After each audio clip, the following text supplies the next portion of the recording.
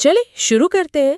آج ہم تاریخ کے ایک بہت ہی حساس اور پیچیدہ موضوع پر بات کر رہے ہیں۔ جی، اور یہ موضوع ابتدائی اسلامی شخصیات، خاص طور پر حضرت عمار بن یاسر رضی اللہ تعالی عنہ کے کردار سے متعلق ہے۔ ہمارے سامنے جو مواد ہے اس میں دو بالکل مختلف بیانیے ہیں۔ ایک طرف مفتی کامران شہزاد کے کچھ دعوے ہیں اور دوسری طرف انہی دعووں کا ایک آپ کہہ سکتے ہیں تفصیلی رد ہے جو ایک ویڈیو میں پیش کیا گیا ہے۔ صحیح۔ تو اس ساری بحث کا مرکز یہ سوال ہے کہ حضرت عثمان غنی کے دور خلافت میں حضرت عمار بن یاسر کا اصل کردار کیا تھا؟ بالکل، اور آج کی گفتگو کا مقصد صرف یہ دہرانا نہیں کہ تاریخ میں کیا ہوا، بلکہ یہ سمجھنا ہے کہ دلائل اور اصول کیا استعمال ہو رہے ہیں۔ یعنی روایت کو قبول یا رد کرنے کے پیمانے کیا ہیں اور ان کے نتائج کیا نکلتے ہیں؟ جی، یہی نقطہ ہے۔ اچھا، تو پھر سب سے پہلے اس بنیادی اصول پر بات کرتے ہیں جو مفتی کامران نے پیش کیا ہے، کیونکہ مجھے لگ رہا ہے کہ ان کے پورے بیانیے کی عمارت اسی پر کھڑی ہے۔ صحیح۔ ان کا کہنا ہے کہ صحابہ کرام کے درمیان جو اختلافات اور فتنے ہوئے ان سے متعلق کوئی بھی روایت قابل قبول نہیں، چاہے اس کی سند کتنی ہی مضبوط کیوں نہ ہو۔ یہاں تک کہ بخاری اور مسلم کی روایات بھی؟ جی، یہاں تک کہ بخاری اور مسلم کی روایات بھی رد کر دی جائیں گی۔ یہ تو بہت بڑی بات ہے۔ بہت بڑی بات ہے، اور ہمارے سامنے موجود مواد اسی اصول کو سب سے پہلے چیلنج کرتا ہے۔ مواد کے مطابق یہ اصول نہ صرف خود ساختہ ہے بلکہ گمراہ کن بھی ہے۔ گمراہ کن کس طرح؟ دیکھیں، اگر اس اصول کو مان لیا جائے تو اس کے نتائج بہت دور رس ہوں گے۔ مثال کے طور پر حدیث کی سب سے مستند کتابیں جیسے صحیح بخاری اور صحیح مسلم، ان میں کتاب الفتن کے نام سے پورے ابواب ہیں۔ اچھا، ان میں انہی واقعات سے متعلق احادیث جمع کی گئی ہیں، تو کیا وہ سبرت کر دی جائیں گی؟ تو ایک منٹ، اس کا مطلب یہ ہے کہ اگر اس ایک اصول کو مان لیا جائے تو حدیث کی وہ کتابیں جنہیں ہم صدیوں سے مستند مانتے آئے ہیں ان کے پورے حصے بیکار ہو جائیں گے؟ بالکل، یہی تو نکتہ ہے۔ یہ اصول اپنانے کا مطلب ہے کہ امام بخاری، امام مسلم، امام احمد بن حنبل، امام طبری، یعنی سینکڑوں بڑے محدثین اور مورخین، وہ سب گویا غلطی پر تھے۔ یہ تو اسلامی تاریخ کے ایک بہت بڑے حصے کو مٹانے والی بات ہو گئی۔ جی، مواد یہی کہتا ہے کہ یہ تاریخ کو سمجھنا نہیں بلکہ اس سے فرار کا راستہ ہے۔ تو پھر محدثین کا طریقہ کیا رہا ہے؟ جب ان کے سامنے ایسے واقعات آتے تھے تو وہ کیا کرتے تھے؟ دیکھیں، محدثین کا طریقہ کار بہت واضح تھا۔ وہ روایات کو رد نہیں کرتے تھے بلکہ ان کو پرکھتے تھے۔ وہ سند دیکھتے تھے، یعنی روایت کرنے والے لوگ کون ہیں، قابل اعتبار ہیں یا نہیں، اور متن کو بھی دیکھتے ہوں گے۔ جی بالکل، پھر وہ متن کو دیکھتے تھے کہ کیا یہ بات قرآن اور دیگر مستند احادیث سے ٹکراتی ہے، اور اگر دو صحیح روایات میں ظاہری تضاد ہوتا تو وہ جمع اور تطبیق کا اصول استعمال کرتے تھے، یعنی دونوں میں مطابقت پیدا کرنے کی کوشش کرتے تھے۔ بالکل، یہ کہنا کہ تضاد کی وجہ سے دونوں کو چھوڑ دو، یہ تو اصول حدیث کے بنیادی ڈھانچے کے ہی خلاف ہے۔ یہ بہت اہم وضاحت ہے۔ اچھا، تو اگر یہ بنیادی اصول ہی متنازع ہے تو پھر اس مخصوص کیس کی طرف آتے ہیں جس پر یہ سارا تنازع کھڑا ہوا ہے، یعنی حضرت عمار بن یاسر رضی اللہ تعالیٰ پر لگائے گئے الزامات۔ جی، مفتی کامران کا مرکزی دعویٰ یہ ہے کہ حضرت عمار خود باغی ہو گئے تھے۔ وہ حضرت عثمان غنی رضی اللہ تعالیٰ کے خلاف تھے اور مدینہ کی گلیوں میں انہیں کھلے عام گالیاں دیتے تھے، اور یہ کہ وہ ان کے قتل کی سازش کرنے والے گروہ میں شامل تھے۔ جی، یہ بہت سنگین الزامات ہیں۔ بہت سنگین، اور یہ دعویٰ ابو الغادیہ نامی شخص کی ایک روایت پر مبنی ہے جو خود حضرت عمار کا قاتل تھا۔ یعنی قاتل کی اپنی روایت۔ جی، اب اس کے بالکل مقابلے میں مواد صحیح بخاری اور صحیح مسلم کی ایک متفقہ علیہ حدیث پیش کرتا ہے۔ متفقہ علیہ حدیث، یعنی جس کی صحت پر امام بخاری اور امام مسلم دونوں متفق ہیں۔ یہ استناد کا سب سے اونچا درجہ ہے۔ اور وہ حدیث کیا کہتی ہے؟ اس حدیث میں نبی اکرم صلی اللہ علیہ وسلم نے ایک پیشین گوئی فرمائی تھی، تقتل عمارا الفئۃ الباغیہ، جس کا مطلب ہے یعنی عمار کو ایک باغی گروہ قتل کرے گا۔ یہاں زبان بالکل واضح ہے، نبی اکرم صلی اللہ علیہ وسلم نے عمار کے قاتل گروہ کو باغی قرار دیا ہے، نہ کہ خود حضرت عمار کو۔ یہاں تو معاملہ بالکل الٹ ہو جاتا ہے۔ بالکل، اور مواد میں ایک اور مستند روایت کا بھی ذکر ہے کہ عمار حق کے ساتھ ہیں اور حق عمار کے ساتھ ہے۔ تو پھر یہ کہنا کہ حضرت عمار خود باغی تھے، یہ تو براہ راست نبی اکرم صلی اللہ علیہ وآلہ وسلم کے فرمان سے ٹکرانے والی بات ہو گئی۔ یہی تو مواد کا موقف ہے۔ لیکن کیا اس حدیث کی کوئی اور تشریح ممکن نہیں؟ کیا مخالف فریق یہ نہیں کہہ سکتے کہ شاید حضرت عمار بعد میں باغی ہوئے ہوں؟ اچھا سوال ہے۔ مواد اس پر بھی بات کرتا ہے۔ بڑے بڑے علماء جیسے امام نووی، جو صحیح مسلم کے سب سے مشہور شارح ہیں، وہ واضح طور پر لکھتے ہیں کہ اس حدیث سے ثابت ہوتا ہے کہ عمار کا قاتل گروہ باغی تھا، اور یہ اہل سنت کا متفقہ موقف ہے۔ اچھا، تو اس حدیث کی موجودگی میں حضرت عمار کو باغی کہنا صرف ایک تاریخی اختلاف نہیں رہتا، بلکہ یہ عقیدے کا مسئلہ بن جاتا ہے۔ مواد کے مطابق یہ دراصل ناسبیت کی ایک شکل ہے۔ یہاں ایک لفظ استعمال ہوا ہے، ناسبیت۔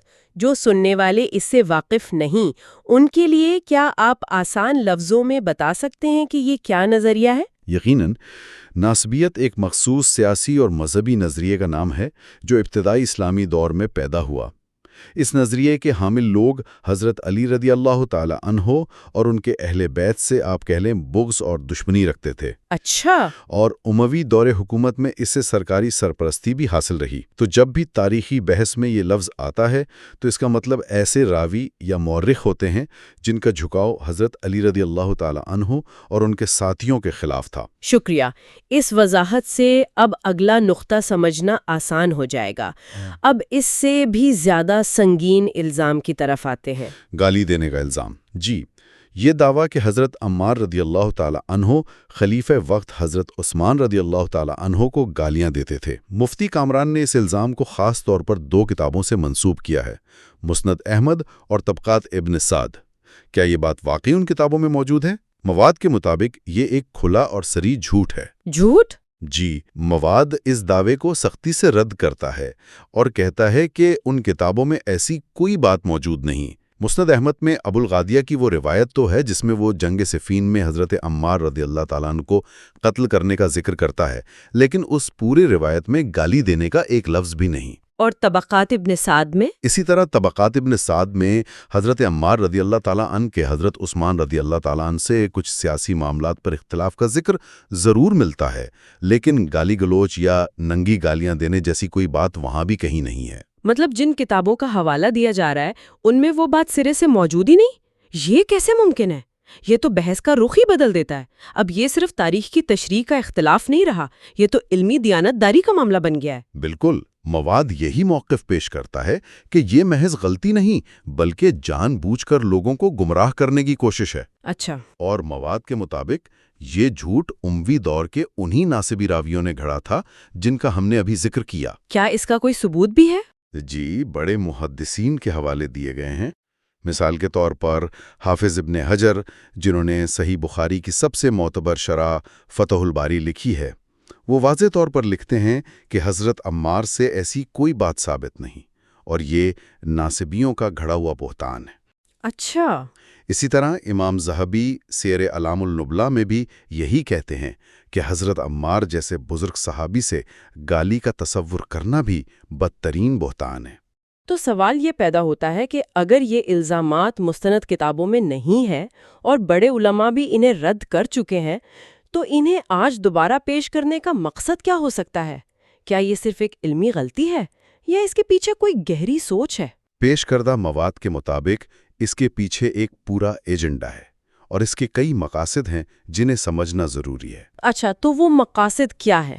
پہلا مقصد کیا ہو سکتا ہے؟ مواد کے مطابق سب سے پہلا اور فوری مقصد حضرت عمار کے قاتل ابو الغادیہ کا دفاع کرنا ہے۔ دفاع کرنا؟ وہ کیسے؟ اگر یہ ثابت کر دیا جائے کہ حضرت عمار خود باغی تھے اور خلیفے کو گالیاں دیتے تھے، تو ان کا قتل ایک جائز عمل قرار دیا جا سکتا ہے۔